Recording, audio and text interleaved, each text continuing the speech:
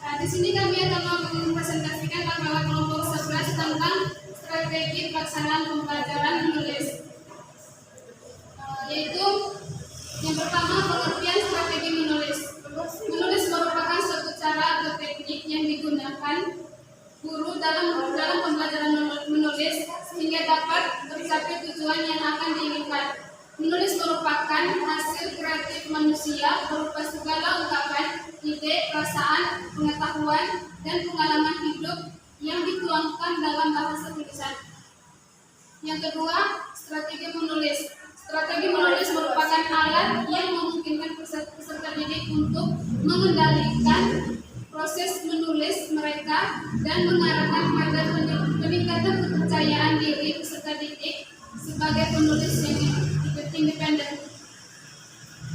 Yang kedua, yaitu metode dan pembelajaran menulis permulaan. Yang pertama, metode ejaan. Metode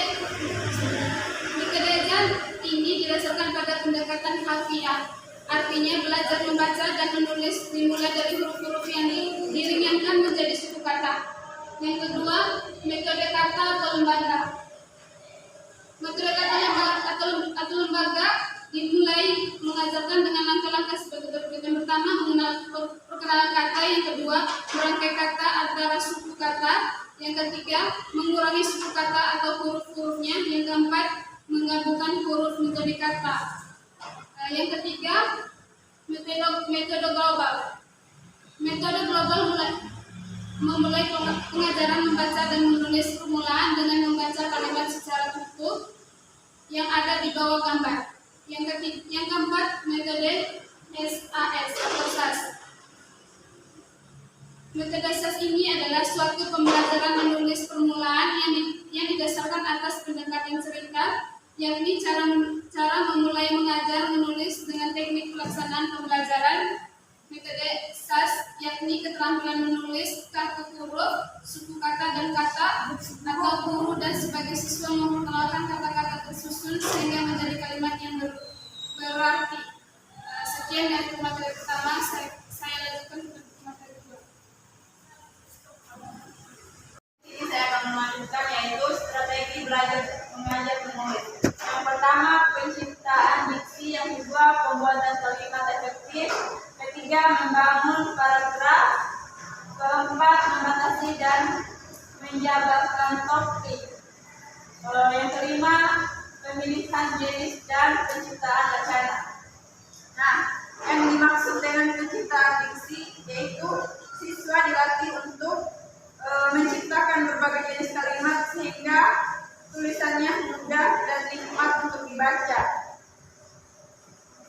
Yang kedua, pembuatan kalimat efektif. Yang ketiga, membangun paragraf. Di sini siswa dilatih untuk menyusun paragraf berdasarkan kalimat topik yang dikembangkan. Yang keempat, membatasi dan menjabarkan topik.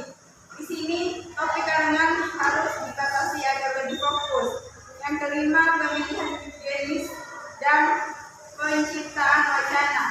Di sini juga siswa dilatih secara intensif untuk menyusun wacana.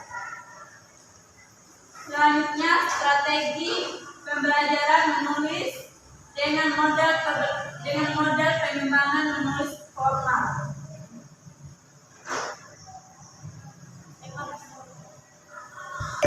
Nah, di sini ada beberapa variabel dari model citra, yaitu model pembelajaran citra 1. Model pembelajaran citra 1 ditunjukkan untuk meningkatkan keterampilan siswa menuliskan ide atau kata-kata kunci dalam kegiatan surah pendapat. Yang kedua, model pembelajaran citra 2. Model pembelajaran citra 2 ditunjukkan untuk meningkatkan keterampilan siswa menuliskan ide atau kata-kata kunci dalam tabel KWL.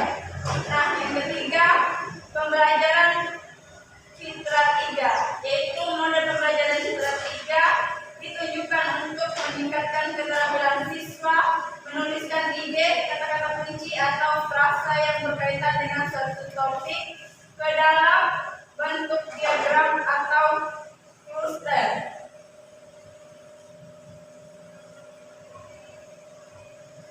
Yang keempat, model pembelajaran citra 4. Model pembelajaran citra 4 ditujukan untuk meningkatkan keterampilan siswa menuliskan tanggapan atau respon singkat dalam bentuk tulisan terhadap suatu fenomena atau suatu hal.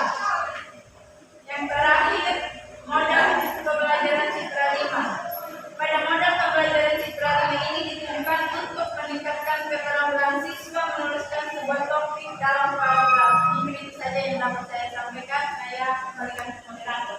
Terima kasih untuk pemateri kedua. Dan dilanjutkan oleh pemateri ketiga yaitu seniman.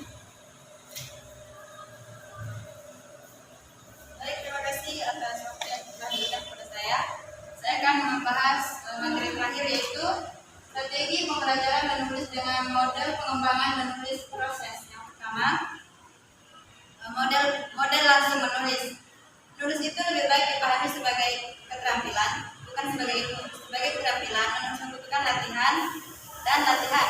Sebagai ilmu komposisi, menulis mengajarkan ada sekian jenis paragraf dan contoh-contohnya. Ada sekian macam deskripsi, sekian macam narasi, dan sekian macam eksposisi, dan masing-masing sesuai dengan contoh-contohnya dan kalimat inti dan sebagainya. Yang kesemuanya itu tidak membuat siswa dapat menulis. Kemudian yang kedua, model kebebasan awal dan akhir. Tidak ada satu titik awal yang pasti dari mana pelajaran menulis harus dimulai. Dalam pembelajaran sebuah ilmu ada titik mulai yang paling logis, tapi tidak demikian dengan mengajarkan menulis.